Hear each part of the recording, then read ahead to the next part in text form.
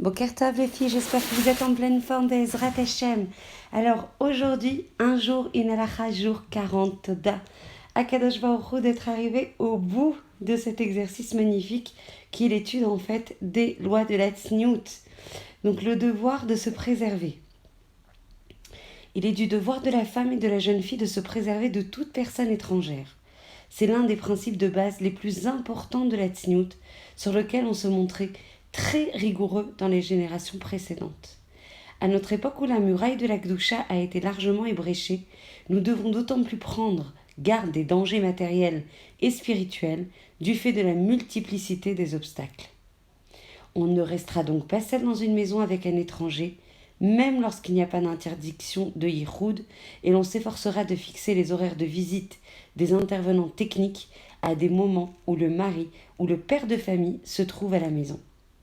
Il n'est pas convenable qu'une jeune fille effectue du babysitting ou différents travaux dans une maison étrangère au moment où le papa ou le grand frère s'y trouve. De la même manière, on prendra soin de vérifier au préalable le niveau spirituel de la famille en question ainsi que l'absence de tout élément littéraire ou visuel indésirable. Il n'est pas recommandé qu'une fille dorme chez une amie, surtout lorsque ses parents ne connaissent pas bien la famille de celle-ci.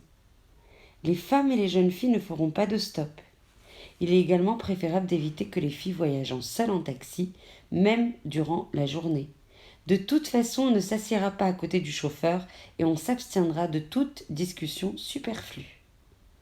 Il n'est pas du rôle de la femme de discuter avec un homme, même dans le but de le rapprocher de la Torah.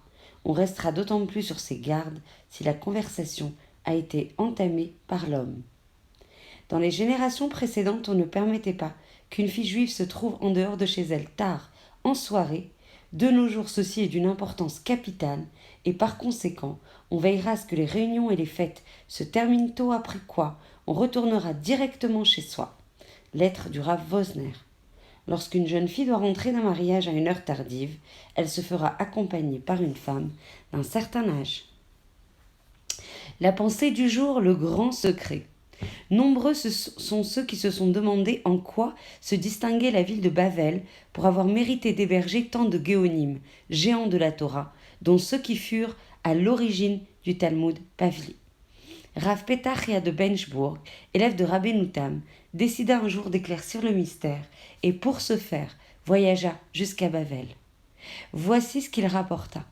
On ne voit aucune femme à Bavel. Tout celui qui se rend visite chez quelqu'un frappe au préalable au moyen d'une encoche de fer forgé, et la personne sort à l'extérieur pour lui parler. Tout cela afin que le visiteur n'aperçoive pas la femme à l'intérieur de la maison. Au terme de son voyage, Rav Petachia affirma n'avoir rencontré aucune femme durant tout son séjour. La réponse est donc claire, c'est par le mérite de la Tzniut et de l'extrême Kedusha que tous ces Géonim avaient pu voir le jour. Une lourde couronne. L'un des membres de la foule eut pitié de la majestueuse reine d'Angleterre qui portait déjà depuis 2 heures une lourde couronne pesant près de 20 kilos. Il lui proposa alors de l'alléger en lui offrant son chapeau de paille. Certes, les lois de la Tzniut pourraient paraître assez contraignantes, mais comment pourrions-nous renoncer à toute la noblesse d'une fille de roi ? Voilà, j'en profite pour remercier toutes celles qui ont répondu présent pour la Messibat Sioum hier, qui a clôturé en fait en live l'étude de ces lois sur 40 jours Bezrat Hashem. Je vous avoue que j'ai beaucoup d'émotions à clôturer cette étude. Je suis sûre, persuadée, convaincue que ce qu'ont promis en fait les Gdolé Ador, que toute celle qui va être persistante dans l'étude et dans l'application en fait de ces lois connaîtra des grandes yeshuot. Je suis sûre que l'exercice portera ses fruits, que ce soit au niveau personnel ou que ce soit au niveau général. Il faut savoir en fait que pour que la mitzvah soit correctement faite, il faut qu'elle soit faite avec amour, qu'elle soit faite avec joie, pour accomplir en fait le Ratzon d'Akadosh Baruch Hu.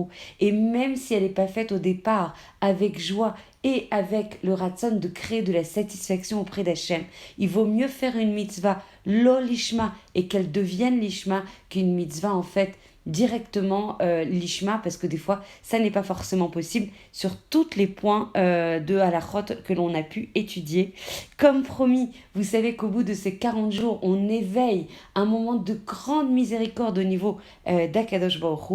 Et donc, vous aurez l'opportunité pour celles qui ont étudié strictement les 40 jours, celles qui ne l'ont pas fait encore, il est temps de clôturer elles-mêmes ces 40 jours et de déposer donc une requête, une seule, au téléphone 052 765 40 78. Je répète, 052 765 40 78.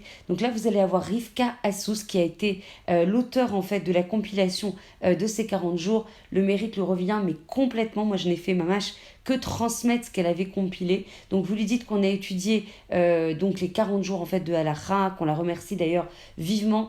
Bezrat Hashem, qu'elle soit bénie dans tous les domaines. Et vous communiquez en fait le nom pour lequel vous demandez une Yeshua et que son nom soit béni donc par le Rav Kanievski, Bezrat Hashem en personne. Pour commander en fait la brochure, si vous voulez être vous-même à la charge d'un groupe qui étudie cette brochure, j'espère le trouver maintenant. Alors, pour commander en fait la brochure en Israël, 052 765 40 78. 052 765 40 78.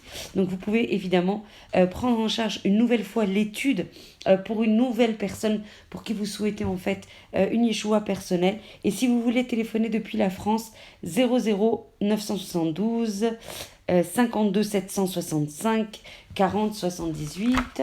Et je vous enverrai Bezrat Hashem la liste en fait des magasins qui ont été validés en fait au niveau de la halakha pour acheter ces vêtements. Vous avez aussi le magasin Mekimi. Alors évidemment, il ne s'agit pas de se fier, ça dépend de comment on porte le vêtement, s'il est tsamoud ou pas tsamoud, donc ajusté ou pas ajusté. En tout cas, je vous enverrai une liste de magasins qui ont été recommandés par les grands rabbanim comme suivant strictement les lois de la tzinout. Pour le magasin Mekimi, il faut vérifier en fonction de chaque personne comment le vêtement est ajusté. Bezrat Hashem.